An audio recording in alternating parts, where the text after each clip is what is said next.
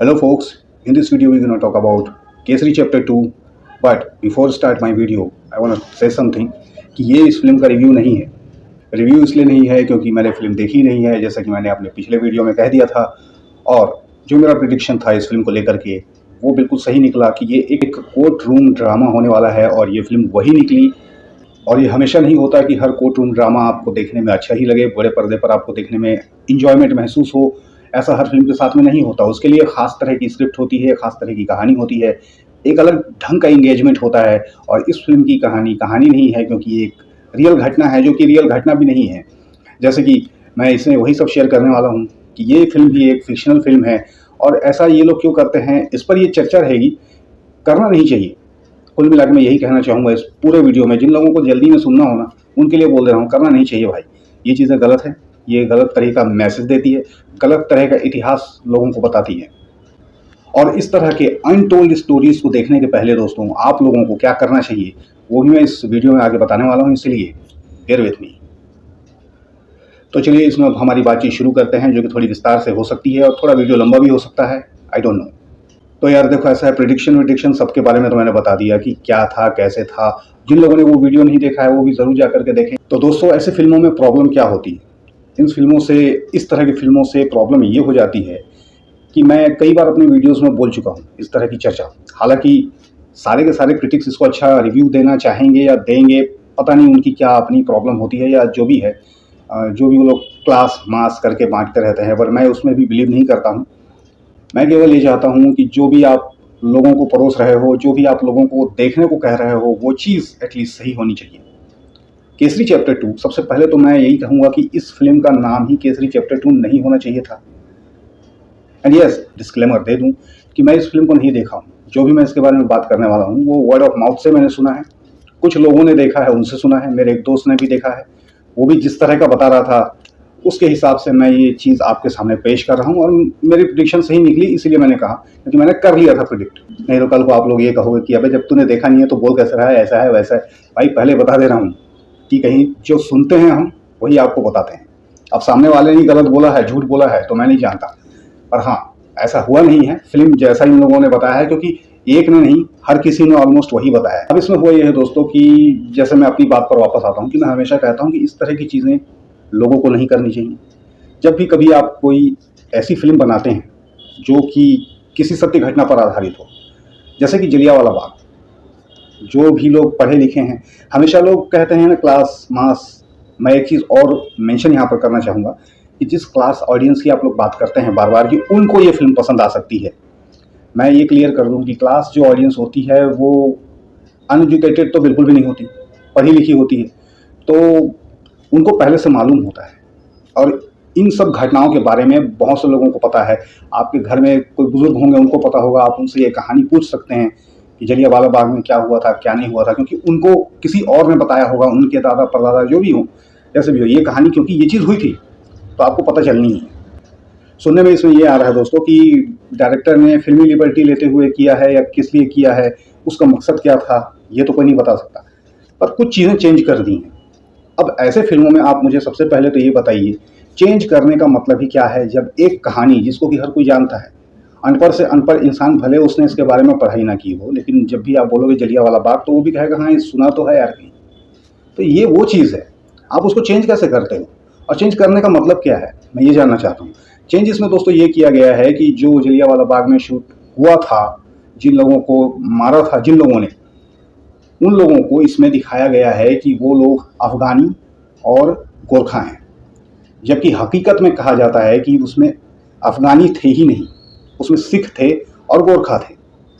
लोग आपस में इंडियन ही इंडियन को मार रहे थे। कुल मिला के ये भी चीज़ थी कहा जाए तो, जो बार बार ब्रिटिश को लेकर के टारगेट किया जाता है, तो भैया वो लोग सिर्फ ऑर्डर देने वाले लोग थे, ऑर्डर देने वाले लोग थे, मारने वाले और जो ब्रूटैलिटी दिखाने वाले थे वो यहीं के थे, जैसे कि आज भी हैं। अब तक हिंदू मुस्लिम की लड़ाई थी, अब हिंदू हिंदू की लड़ाई है, हिंदी मराठी की लड़ाई है। अपने देश में एक से एक लड़ाई तो है ही। तो सबसे पहले तो ये चीज़ें आजकल देख के हजम ही नहीं होती कि मतलब कोई देशभक्ति की बात करता है तो पहले लगता है क्या क्या ही देशभक्ति है।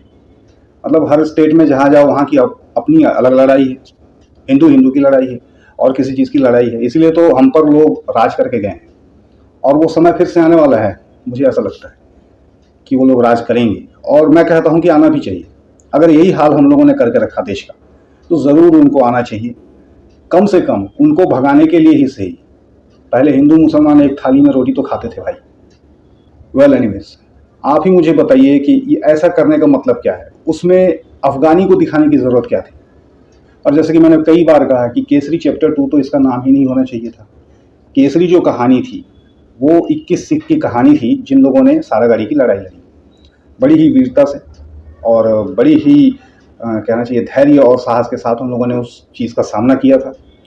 केसरी उसका नाम इसलिए भी था क्योंकि उसमें जो एक उसके बारे में बताया गया कि उनके जो पग का जो कलर था वो केसरी रंग का, वो पहन के ईश्वर सिंह को उसमें लड़ते हुए दिखाया था।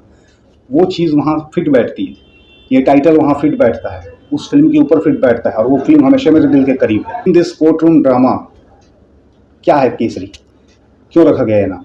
क्या अगर इस फिल्म का नाम Jallianwala Bagh the untold story ही रख देते तो कुछ गलत होता, जैसा कि आपने कहा ही था। मैं ये भी हमेशा कहता हूँ, अपने उस वीडियो में भी मैंने कहा था कि ये अनटोल्ड स्टोरी होती क्या है। मतलब जिस स्टोरी को किसी ने नहीं कहा अनटोल्ड है, तो फिर वो तुमने कहाँ से सुन ली और कहाँ से उसको लेकर के तुम कहानी लेकर आए हो, फिल्म बना रहे हो। क्या यही है तुम्हारा अनटोल्ड स्टोरी? इस तरह की फिल्में इसलिए भी गलत हैं, मैं बार बार कहता हूँ, क्योंकि इस देश में बहुत से लोग ऐसे हैं, बहुत से बच्चे ऐसे हैं, मैं खुद ऐसा रहा हूँ, जिन लोगों को पढ़ाई लिखाई में ज़्यादा ध्यान नहीं रहता। मेरी भी एक समस्या वही है, दर्शन सफारी वाली, डिस्लेक्सिया थोड़ा सा है मुझे भी। तो एक्चुअली थोड़ा सा तो नहीं है, बहुत ज़्यादा है, तो मेरे सामने भी अक्षर मिक्स हो जाते हैं कई बार।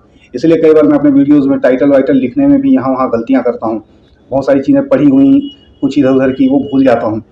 तो हम जैसे लोग वीडियोज़ से सीखते हैं और किसी चीज़ से सीखते हैं, लेकिन आप लोग जो आजकल बना रहे हो, मैं तो बहुत शुक्रगुजार हूँ पहले के डायरेक्टर प्रोड्यूसर का, जो लोगों ने पहले अच्छी चीज़ें बनाई जिसकी वजह से हम जान पाए।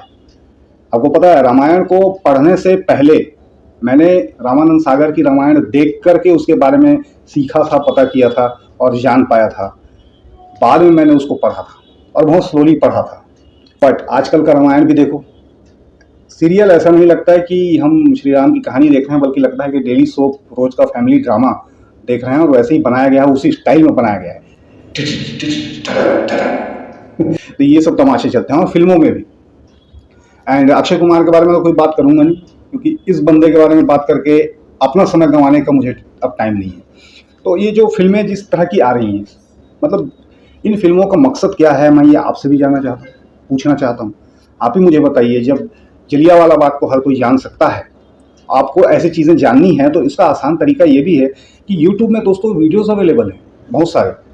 ऐसे ऐसे क्रिएटर बैठे हैं जो लोग 20 मिनट के अंदर, 25 मिनट के अंदर, या कुछ तो 15 और 5 मिनट के अंदर भी आपको ये पूरी कहानी सच्चाई के साथ बता सकते हैं। यूट्यूब के वीडियो में आपका टाइम बच सकता है, आपका पैसा बच सकता है और सब कुछ बच सकता है, और आपको ज़रूरत नहीं है उस समय कोई ऐसी अनटोल्ड स्टोरी देखने की। मगर फिर भी मैं किसी को बोलूँगा नहीं, जिसको देखना है वो देखे।